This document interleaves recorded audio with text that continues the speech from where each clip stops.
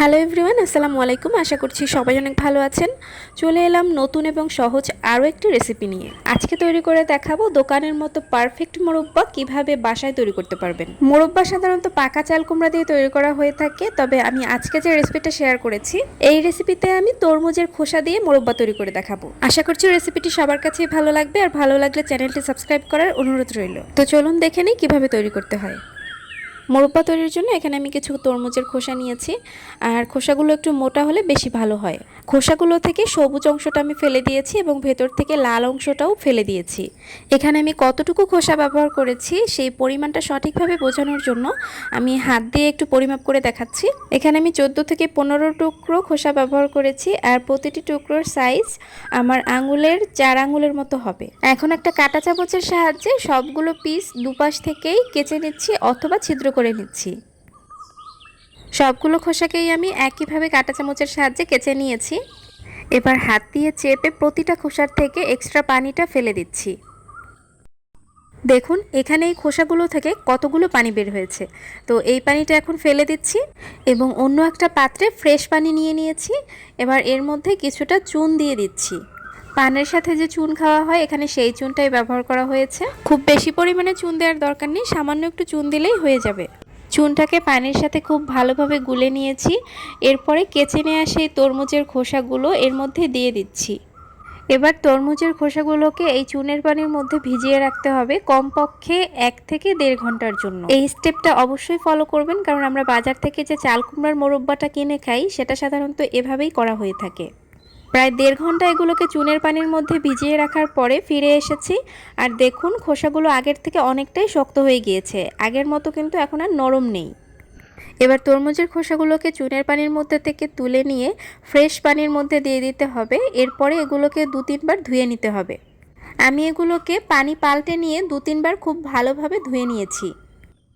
এবার এগুলোকে হাফ সিদ্ধ করে নিতে হবে, আর সেজন্য আমি চুলায় একটা হাঁড়িতে পর্যাপ্ত পরিমাণে পানি দিয়ে দিয়েছি। পানিটা মোটামুটি গরম হয়ে এসেছে। এবার এই পানির মধ্যে তরমুজের খোসাগুলোকে দিয়ে দিচ্ছি।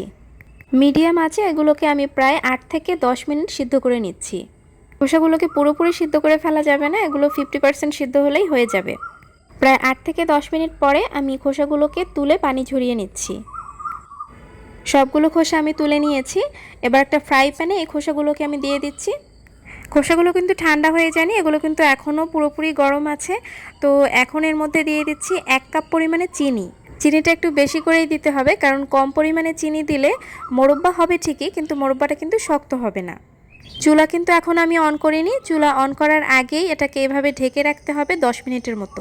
যেহেতু খোসাগুলো এখনও গরম অবস্থাতেই আছে, তাই ঢেকে রাখার ফলে চিনিগুলো গলতে শুরু করবে। 10 মিনিট পরে ঢাকনা তুলে মোরব্বাটাকে নেড়েচেড়ে দিয়ে চুলা অন করে দিচ্ছি এবং এর মধ্যে দিয়ে দিচ্ছি ছোট এক টুকরো দারুচিনি এবং একটি এলাচ। আপনারা চাইলে দারুচিনিটা বাদ দিয়ে শুধুমাত্র এলাচ দিয়েও করতে পারেন। এবার মোরব্বাটাকে লো আঁচে ঢাকনা দিয়ে ঢেকে কিছুক্ষণের জন্য রেখে দিচ্ছি। এবার একটু নেড়েচেড়ে দিয়ে আবারও ঢাকনা দিয়ে ঢেকে রেখে দিচ্ছি।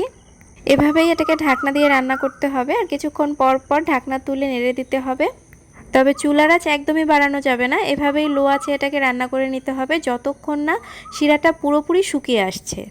এখন দেখুন এখান থেকে কিন্তু এখন আর পানি বের হচ্ছে না, শিরাটা কিন্তু অনেকটাই শুকিয়ে এসেছে। এখন আর এটাকে ঢাকনা দেওয়ার দরকার নেই। এভাবেই কিছুক্ষণ নেড়েচেড়ে রান্না করলেই দেখবেন কিছুক্ষণের মধ্যেই শিরাটা পুরোপুরি শুকিয়ে এসেছে। দেখুন এরই মধ্যে কিন্তু শিরাটা পুরোপুরি শুকিয়ে এসেছে, আর চিনিটা কিন্তু সাদা সাদা হয়ে এসেছে। এখন চুলাটা বন্ধ করে দিয়ে এগুলোকে এভাবেই ঠান্ডা হওয়ার জন্য রেখে দিচ্ছি। প্রায় 2 ঘন্টা পরে মোরব্বাগুলো যখন পুরোপুরি ঠান্ডা হয়ে গিয়েছে, তো এখন আমি দেখিয়ে দিচ্ছি মোরব্বাগুলো ঠিক কেমন হয়েছে। এবার একটি মোরব্বা আমি ভেঙে দেখিয়ে দিচ্ছি যে এর ভেতরটাও কতটা পারফেক্ট হয়েছে। আশা করছি দেখেই বুঝতে পেরেছেন যে এটা কতটা পারফেক্টভাবে তৈরি হয়েছে। এই মোরব্বাটা যদি আপনি না বলে খাওয়ান কাউকে, তাহলে সে বুঝতেই পারবে না যে এটা তরমুজের খোসা দিয়ে তৈরি করা হয়েছে। আশা করছি রেসিপিটি সবার কাছেই সহজভাবে উপস্থাপন করতে পেরেছি এবং সবার কাছেই ভালো লেগেছে।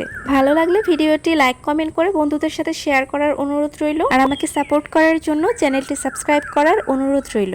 আগামী রেসিপি দেখার আমন্ত্রণ জানিয়ে আজকের মতো বিদায় নিচ্ছি। আল্লাহ হাফেজ।